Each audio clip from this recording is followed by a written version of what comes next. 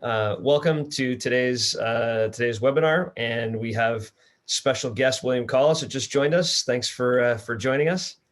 Hi guys, yeah, just made it, and it's such a pleasure to be here. Absolutely. Well, we're very excited to have you here.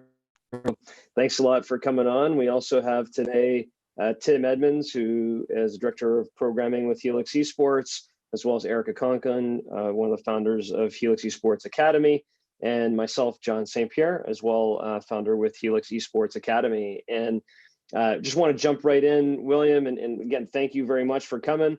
Definitely heard your voice on the Business of Esports podcast, which I listen to quite frequently. Yeah, for better or for worse, right? Exactly, where you're referred to as the professor. And I can tell you, when I first jumped into the esports arena, and I asked our good friend Murphy Vandervelde, so what's the first thing I should do to learn more about esports? And he said, get the book. And he had the book right next to him. And I got it, I read it. I know that so has Tim and Erica, although Erica doesn't read the book, she listens to the book, but she's listened to it many times. No, not my audiobook version. That's so embarrassing. Oh, it's so good. Yeah, but we're so excited to have you on. Can't wait to jump in. Can you give our audience maybe a little bit more of a background of who you are and your entry into esports, really, and all the things you got going on in the esports world today? Yeah. Okay. So, my history in a nutshell. So I basically, I've been a gamer my entire life, right? Like, I'm not somebody who's new to video games. I've been playing since probably the original Nintendo, which is really dates me, which is kind of shocking. But, I'm also somebody who I think pretty much always has been fascinated by people who can get very good at things, and because games were an area of interest for me and something I was passionate about, pretty much for as long as I can remember, I've been in awe of people who can be really, really good at video games, right back to like going to the old arcades and like seeing, there was like, everybody might remember if you're old enough, like there's every arcade looked like their local Street Fighter champion who just like nobody could beat, and being like, wow, like, how does that guy or girl get so good? Like, what did they do? So, but I, didn't end up starting my career in games. I worked at the Boston Consulting Group for a long time. I went to Harvard Business School. Then I went to Hasbro, did toy for a while, but ended up seeing what was happening in competitive gaming and starting a company called Gamer Sensei, which was one of the first coaching platforms for esports. I did that with a friend called Rohan Gopaldus. He and I co-founded it. We raised about $6 million in venture capital, and ended up doing quite well with the business, actually. The kind of aha moment for us in that business and building that business was, was just me personally loving video games, wanting to get better, and basically realizing that there really weren't resources aside from YouTube videos, Yeah. And I would think, I'd be like, well, look, I can get a piano teacher to learn piano. I can get a tennis coach to learn tennis, right?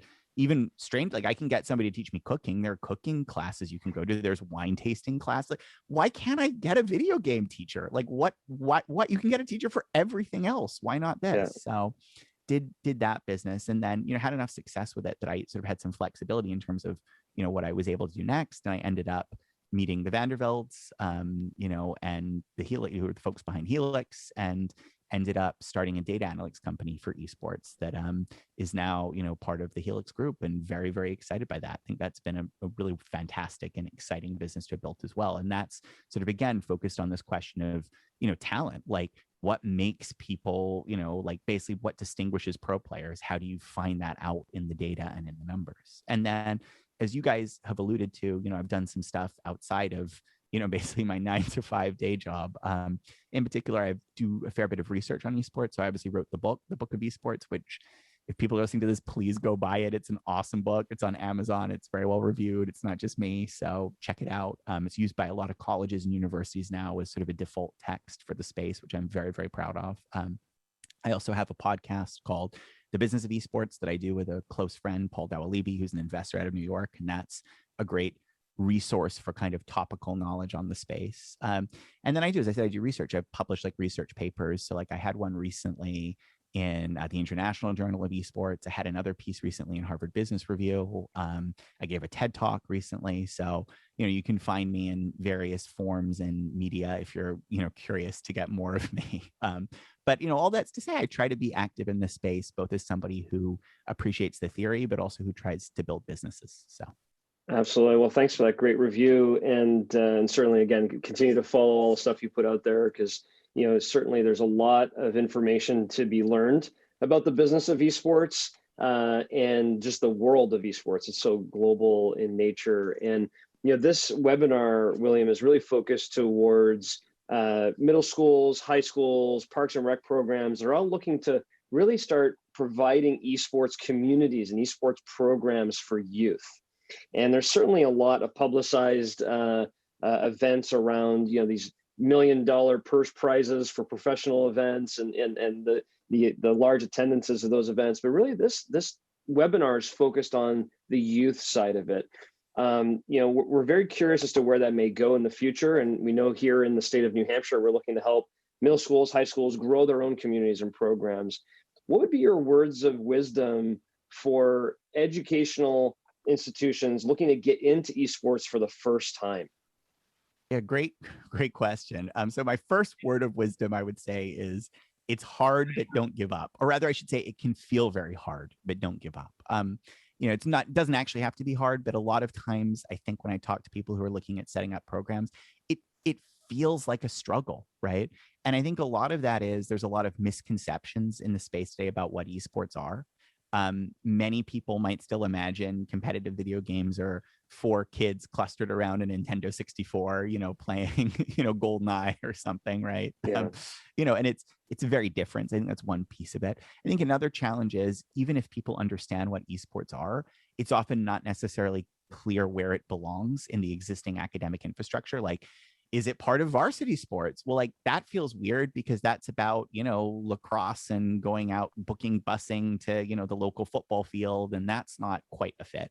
Does it belong on the academic side? Well, that's not really a fit either if it's being done competitively, right? Maybe if you're studying it. So it can be difficult to find where to place it. So it's definitely, and there's other reasons we can go into, but in the interest of time, like, yeah, it's like, it can be a bit of a struggle in the beginning, but the rewards are incredibly well worth it, because once you get an active and successful esports program at any level, middle school, high school, collegiate, what have you, the kids are so invested in it. It's clearly so on point for them in terms of their personal interests, but also just an opportunity to access and give a lot of the benefits that traditional sports bring to people who might not otherwise be participating in traditional sports, right? Yeah. And the other piece about it is it really is skill developing. Like, a lot of people have this notion that a video game league or like, it's just basically about getting kids together to have fun. And that is as true for esports as it is for lacrosse or football or baseball, right? There's enormous benefits to participating in these team activities, and esports develops them just the same way. And so it's actually very, very powerful in terms of the development of students. If you think about what you do as an educator, right? Like, your goal is to be, hopefully your students are leaving your classroom better than they came in. And esports can be a very powerful and very topical way of achieving that. So, that's basically my first piece of advice, is stick it out because the benefits are there. I can give some more advice, or we can go on to the next question. It's up to you guys. Yeah, no, I'd love to keep diving a little bit deeper into this, because you touched on a few very important points there, right? We're coming hopefully out of a pandemic here where a lot of things have accelerated by about a decade. Education has been accelerated in terms of how people should learn. I know a lot of students, including my own sons, their only way to connect with their friends was actually through esports and through the headphones. And it gave them a sense of really being in touch with their friends and communicating. And so, when we look at what's going on as we head into the future, it seems like, even though esports have been around for a very, very long time, it does seem like it's been accelerated, and that the future of education and the future of student athletes is going to involve esports. Do you agree with that? And can you tell us what you're seeing trend-wise across the country or across the globe on education, whether it be high schools or colleges and esports. Yeah, well, first of all, I mean, you're exactly right. Like I think this is not a fad, right? I think there was definitely a point maybe in, 2012, 2013, where people went, oh, is this really going to stick around? Like, oh, this is very real. This is basically going to be a pillar of how people compete or choose to express their competitive selves going forward. And if you think about it, like, our societies have become so digitized, right? I mean, like just everything. I mean, think about like what we're doing. We're doing this through a Zoom call, right? Yep. 20 years ago, we would have gone to an auditorium, and there'd be like, our society's become so digitized. It's not a surprise that the ways we compete have digitized too. So, that's the first piece. The second piece is the pace of adoption for this, you're right, has quickened massively. That's partly because of just the factors in the world today, as you alluded to, the pandemic and things pushing more things online. It's also just due to the demand is there. Like this is what students are playing right now. It is a primary way that they are using downtime or free time or competitive time or social time or whatever it is, right? So like, it's not just, oh, there's these global factors that make, like, it literally is like, once you start giving this to kids, or students, they will consume it and ask for more of it. And so it's very demand driven, the growth as well. The third thing is, yes, because of this, sort of everybody is starting to do it. I think when we first started at Becker College, and there were discussions around teaching an esports class. And again, this is teaching, a little different from setting up teams, but still, like, basically, like, there was anywhere to look. I mean, one of the reasons why I wrote the Book of Esports was there were no textbooks. Like, there was nothing you could assign or give to anybody to say, like, hey, this is what esports is. But now it feels like every school, even most high schools are looking at this, figuring out how to fit it in.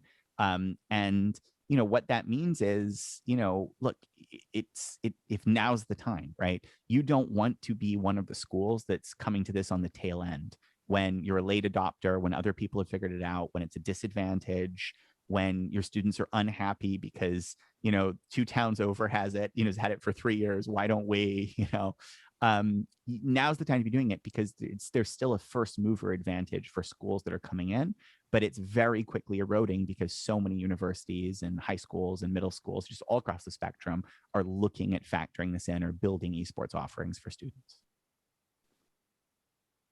Awesome. Thank you so much. That was so much great information, William. And I would love to circle back to one of the things you said early on, which is it can be daunting, right? To come into this landscape and to figure out how you're going to do it for these middle schools and high schools and rec departments. And one of the things that I've found, and I'm wondering if you found the same thing, is the community who's here, who's learning about it. Everybody is really excited to share their knowledge. So for you, if you were asked by some passerby on the street and said, oh, excuse me, Mr. Collis, I really want to start my own team, you would be willing and able to give them that information and to pass along the knowledge because you want to see growth in this sport. And that's what I've found. We found up here in New Hampshire. I'm wondering if in your research and what you've found is, collectively in esports, is that excitement to share really, really what you found? Yeah. I mean, look, I don't want to say everybody is as friendly as I am. I think I'm a pretty friendly guy.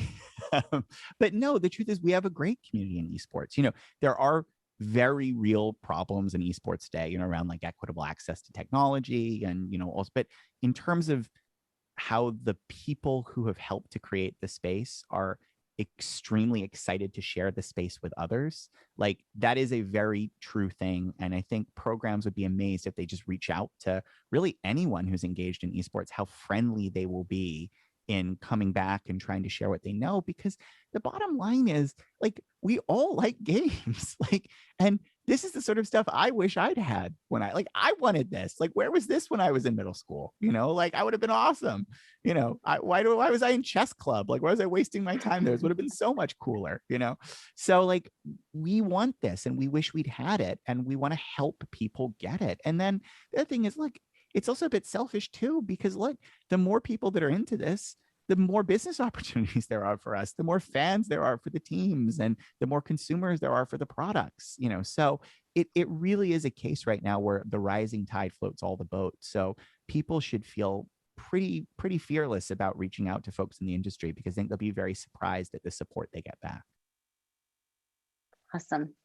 And then after having listened to your book, thank you so much. I've listened twice and there's so much information in there that I'm still trying to digest. One of my big questions from your book, and I think that our audience would really appreciate your breakdown of kind of esports versus sports, how you bring it into the ketchup versus mustard analogy.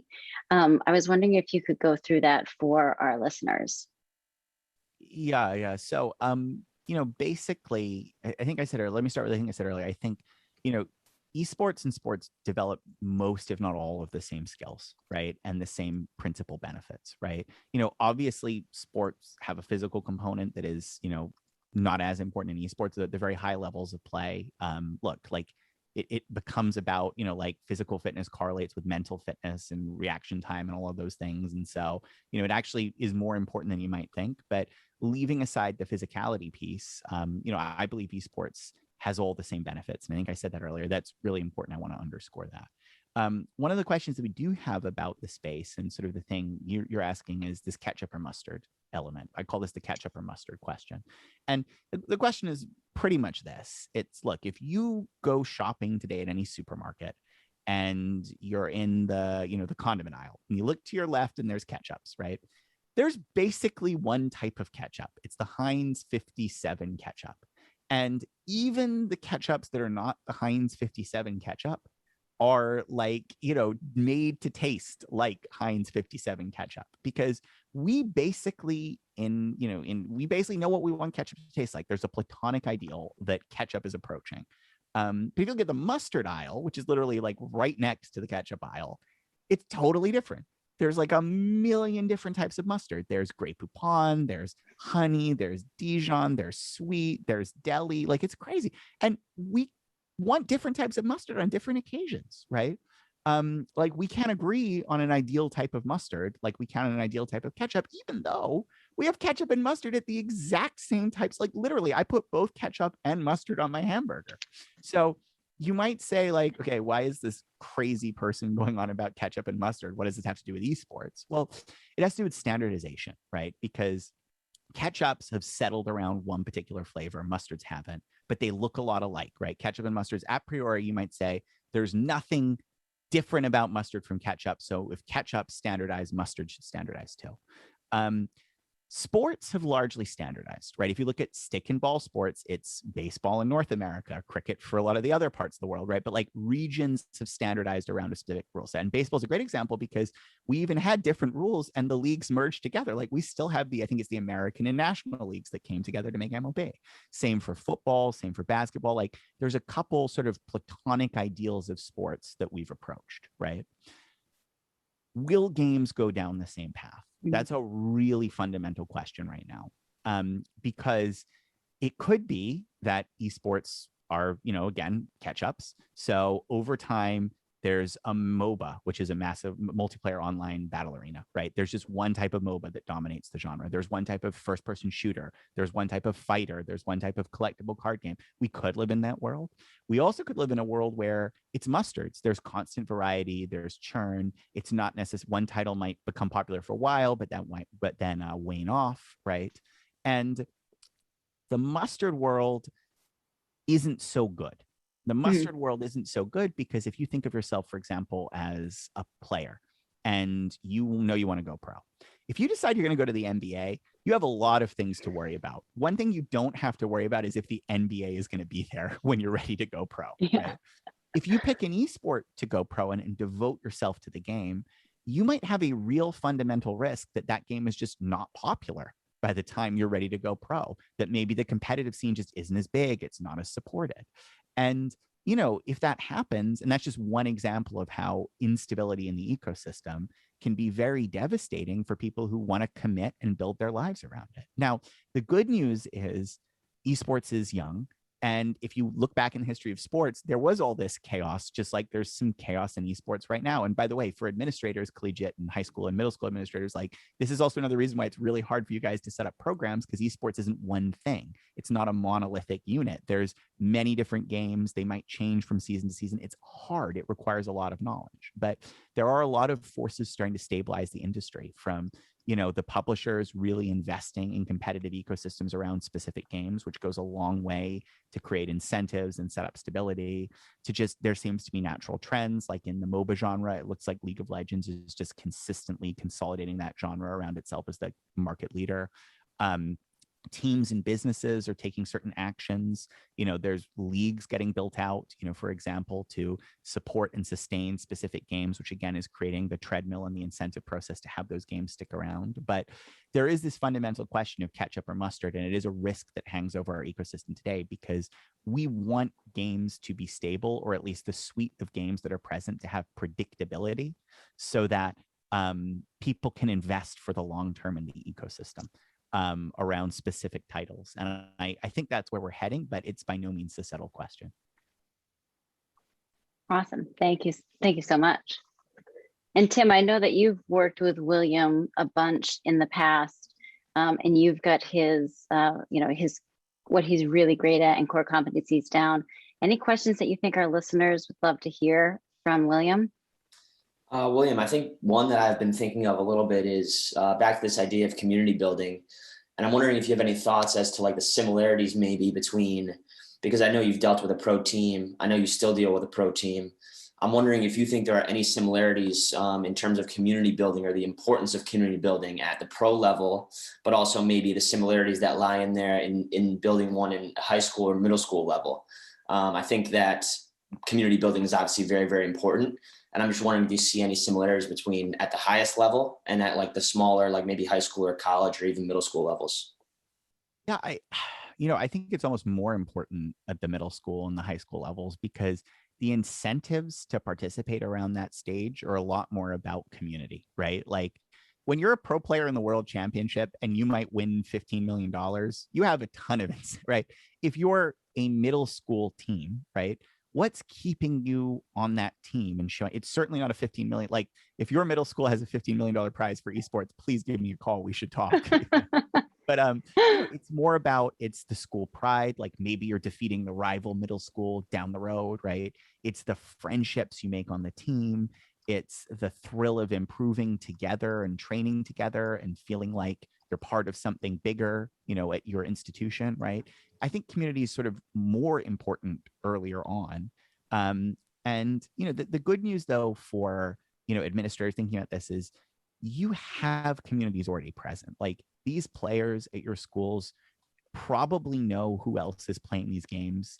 They're probably playing with them. They probably have a rough sense of who's good and who's not. Like there are a lot of informal community pockets that exist that you get to access. So this is not like everybody is wandering around, with no idea what everybody else is doing, and it's your job to organize all these totally disparate pieces. No, it is your job as an administrator, if you're getting into esports, to figure out what communities and activities are already there, helping to formalize some of the informal things, maybe working to improve access and inclusivity and events, for some of the events that are taking place as you build them up. And it's about building in the ecosystem that is present there into the culture of the school. So it's not just 5 people or 10 people playing video games, but it is, I'm playing for, my local high school team is the Tigers. So I feel like I'm part of the Tigers, and this is Tiger, this is a symbol of my school. And when I'm winning for my school. Right. So, I don't know if that answers the question, but community is very valuable. It's already there. The secret is leveraging the communities that exist to build it into the school level programs. Thank you. Awesome. I think William, one of the questions that I think about is traditional sports. As you talked about earlier, high schools and middle schools have the traditional sports that they're running. There's also youth clubs and programs and youth tournaments. Whereas in esports, a 10-year-old can be playing against a 20-year-old. I mean, the age is not really as relevant as it is in traditional physical world sports. Do you see that changing over time, though, where there will be youth sports clubs that compete just the same way as high schools and middle schools? Like, what do you think? Give us a decade out. What does this look like in the youth environment in esports? Yeah, I think it will look, the short answer is I think it will look a lot like traditional sports. It will look 90% similar. So, just like you have your Little League baseball, you will have Little League of Legends. Ha ha ha, that was funny. Whatever, there'll be whatever program that exists there. It will be a school-based program with an existing network. You'll know who you're competing with, who's in your, group. There will be your coaching pool, and you'll know, every school will have some sort of instructor who's responsible for the teams.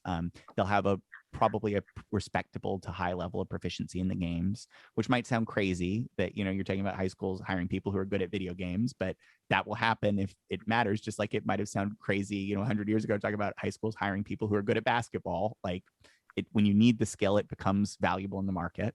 But it will probably look a little bit different too. And the 10% that's different will be the part that trips people up. And I'll give you an example of how it might look different.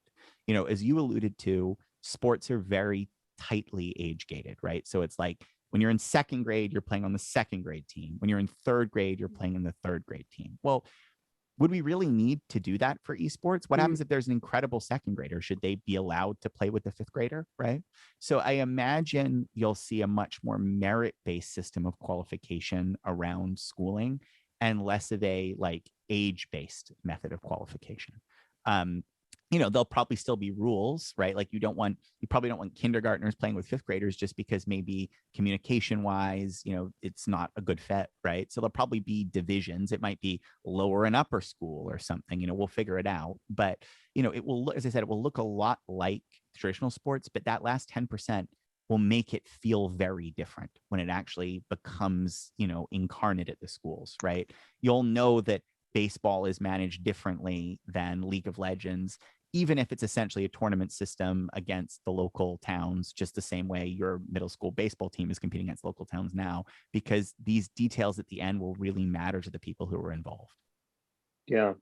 It's very interesting to think through the community of youth and how that's going to evolve over time, right? They have youth soccer clubs, and then you have high school and middle school soccer, and you got all these different organizations and governing bodies and all that kind of stuff. I mean, I'm assuming that over time, just like your example of ketchup and mustard, there's probably going to be a governing body that's going to come into play to manage, the youth or the high school or scholastic levels. I mean, same thing at the collegiate level, right? Like NCAA isn't involved in esports right now because of the amateur status, I believe, right? Is that correct? Like, how do you see that evolving at the collegiate level? Because I'm assuming at some point it will formalize a little more at the collegiate level and then almost go downstream to the high schools. Is that correct?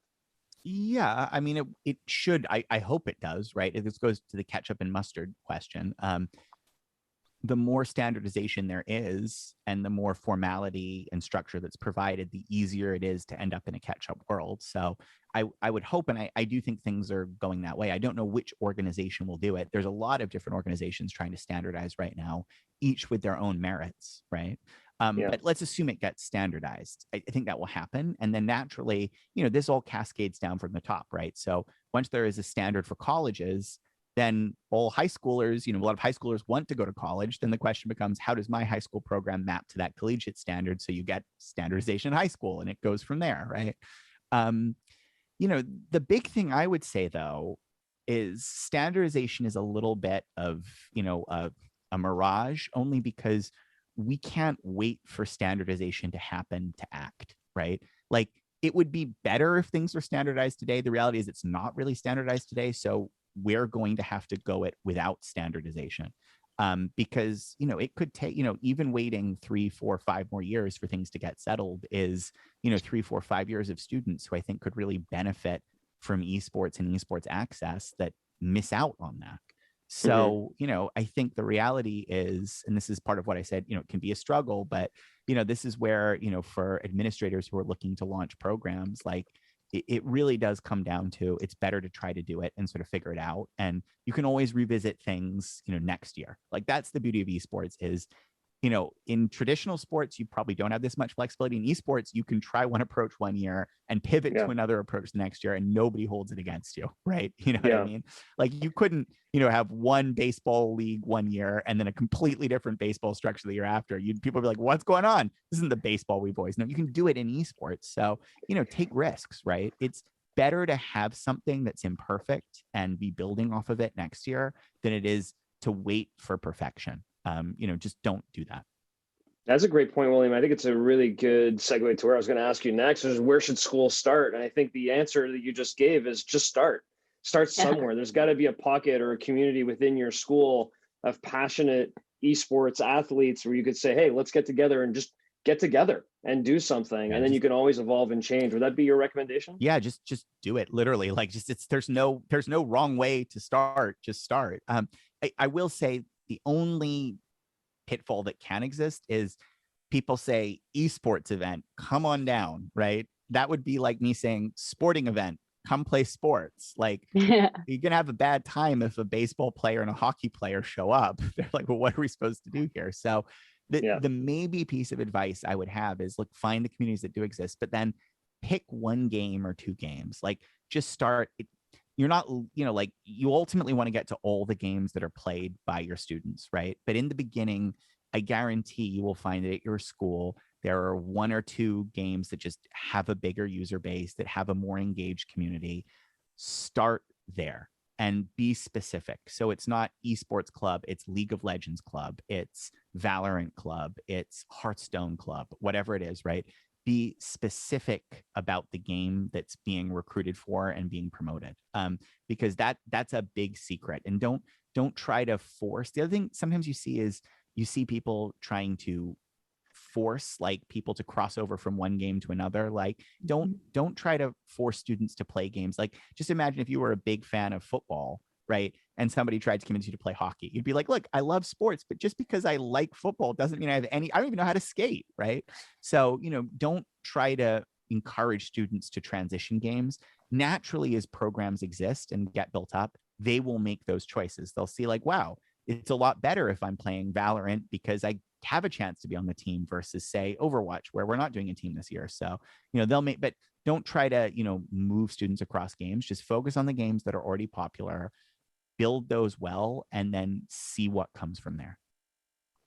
That's fantastic advice. Thank you so much. So one of the big questions that we've gotten over time, and this is specifically dealing with the younger, the middle school and high school and the recreation leagues, is, oh geez, they're violent, and I can't bring an esport into my school and even promote an esport that has violence, even if it is Fortnite.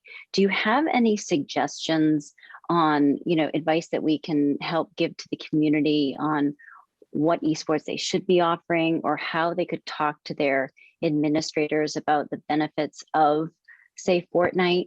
I've been having the conversations, and people are looking at me coming back with, well, maybe we should just try FIFA for this year, or perhaps Madden is the way to go.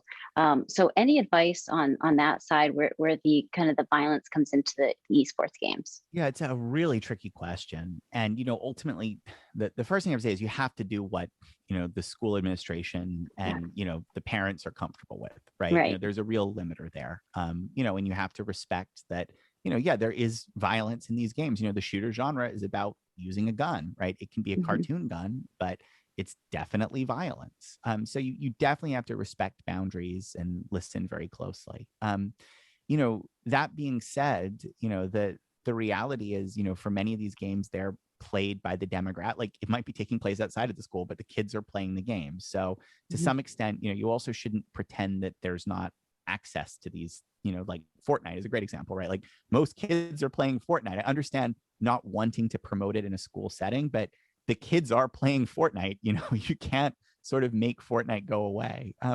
But yeah, if it, the reality is, I think the more people look at the games and what actually goes on, and the more familiar they become with them, the more they realize that, first of all, it's not real violence, right? It's animated violence, or, it's digital violence. And second of all, it really is. It's like, it's skill based. It's a sport, just like we have target shooting in the Olympics and people aren't, horrified by target shooting in the Olympics. Like the stuff kids are doing in these games require real reflexes, real skill, real leadership, real decision making.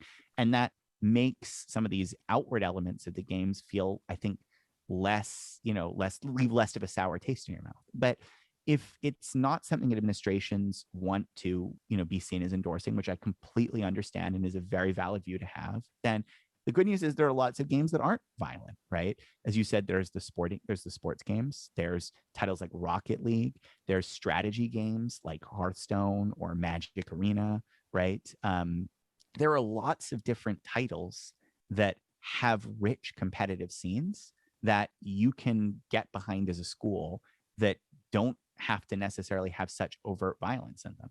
Now, there might be some downside. Maybe those titles are a little less popular at your school. Maybe they don't have the biggest existing community, but that's fine. It comes down to what the school wants to endorse and promote. And, as long as the administration is making decisions that they feel comfortable with and they feel that they can justify, I think that's the most important thing here. And again, doing esports doesn't mean doing all esports. You can choose to do just the section that matters and feels right for your community. And that would lead right directly. Thank you. That was awesome. Directly into my next question. If there is, part of our crowd who's listening here today who says, well, should I start with 1 or should I start with 5? What would be your suggestion there? It's a really good question. I mean, you want to start with as many as possible, in theory, because you want to be engaging as many students as possible. But don't bite off more than you can chew. It's tough. And, nothing kills a new initiative in an education setting like a bad first year, right? Right. So, and because these are all individual sports, really, right? It's like, imagine if a school tried to start a baseball, a football, and a hockey program in the same year. Like, that's pretty ambitious. If you took that plan to the administration, well, what if we just start with hockey? Let's just try hockey. Let's get hockey. We know hockey's popular. Let's get hockey. My advice would probably be to pick 1 to 2 games in, a large and popular genre, like a MOBA and a shooter, an FPS, for example, or a MOBA and a strategy game, or a MOBA and a sports title, something like that, right? Pick 1 to 2 games. Generally it's sort of better to start with 2 because you'll access different bases of players and you'll also learn more the differences. You won't overgeneralize from your experiences in just 1 game. But yeah, not knowing anything about administration, I would say probably 2 is the right number to start with. But if you feel comfortable, if you feel that you have the resources and the support, do more, right? Because remember, for the games you don't pick, those are players that now don't have access to that this year in their school environment. And that's a pity. That's kind of sad. So you should do as many as you feel comfortable with. But in a vacuum, not knowing anything about a program, I would say probably 2 is a good magic number to start with. Okay. And if I may, one more question. So Gamer Sensei, congratulations. That's awesome. I've done some research and looked at some of the coaches that you have on there. Such an easy platform to navigate. So when it comes to learning how to compete as a team, Gamer Sensei, if I understand correctly, is more of a one-on-one learning, right? Where you go on and you log in and you learn how to play better Fortnite with a coach. As we're talking about having a team compete, our goal at the Academy is to have the athletes together and to learn from a coach in the same room. Obviously, Gamer Sensei is a little bit different than that, but trending forward to the future, do you think it's going to be more traditional where the athletes are participating and learning, practicing together in the same room? Or do you think that it will always be an option to practice virtually? I suspect it will be more traditional just because schools are more like schools could be purely online, right? Like they're purely online right now. In right. A lot of places, yes. But we're eager to return to a classroom setting, even though if you think about it, like technically you can. So I suspect over time, like I said, if you think of this in my 90-10 rule for sports, 90% of this will look like sports. So probably students will be showing up to a location on campus to play. I definitely think that's the case. But 10% will be different. And an example of how it might be different is maybe the coach doesn't need to be there in person, right? Maybe it can be somebody who joins digitally, right? Or maybe, there's an option to maybe the competition isn't necessarily just local against your local, schools, but maybe it's against the schools who are most similarly skilled to yours. So you could be in Connecticut and find out that this week you're playing a team in Hawaii, and time difference permitting, that's absolutely fine, So, but yeah, I think if, but this goes back to administrators looking to start these things, my best advice is try not to worry too much about, how you set it up the first year. If you can't get space on campus and you need kids to play from home, it's probably not the best way to do it, but just get it going. Like, figure out how to do it. The more important thing is offer it, and the students will help you solve these challenges. Like, they will be very vocal. They know what they want. They will give you feedback and help you improve over the course of the year. And you'll be surprised, once you start to offer these things, how far students are willing to go to support you in the initiatives. So, maybe there can't be a dedicated room with fancy computers on campus, but all of a sudden your kids start bringing in their computers from home every Wednesday, like, you'll be surprised what takes place to support the programs when they're on offer. That's certainly something, William, that I've in the research we've done with schools that have started, is I've found two things pretty similarly with a lot of schools. One is, a lot of times the students were the drivers to get it started in the first place. And the second one was the myth got busted that you really have to be an esports professional to be an esports coach.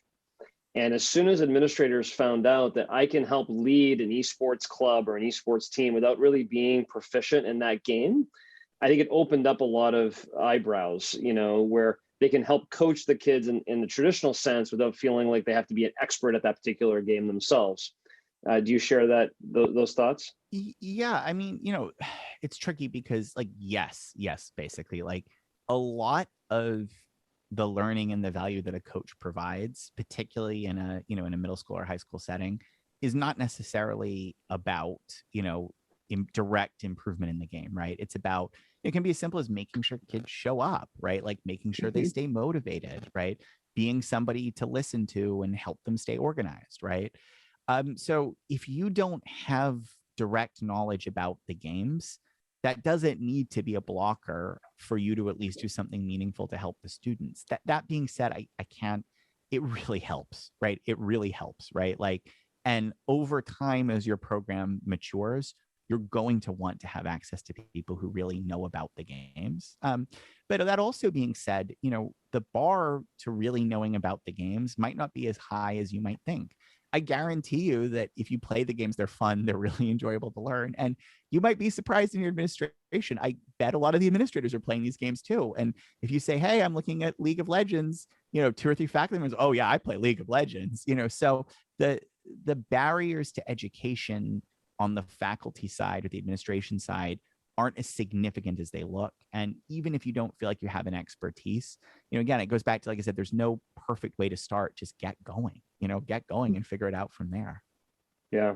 Well, that's a great point too. When you think about, today's teens that 10 years from now are going to be teachers, you can see how this evolves really fast into having more and more faculty that are involved in esports or played esports when they were younger. And that kind of speaks to maybe the whole business of esports, which is your podcast. And I think that I was completely overwhelmed when I saw the career potential opportunities in esports. When you look at all the different ways that one may be able to make a living in the business of esports, from whether it be programming or design or a whole bunch of other facets, shoutcasting, all those different verticals.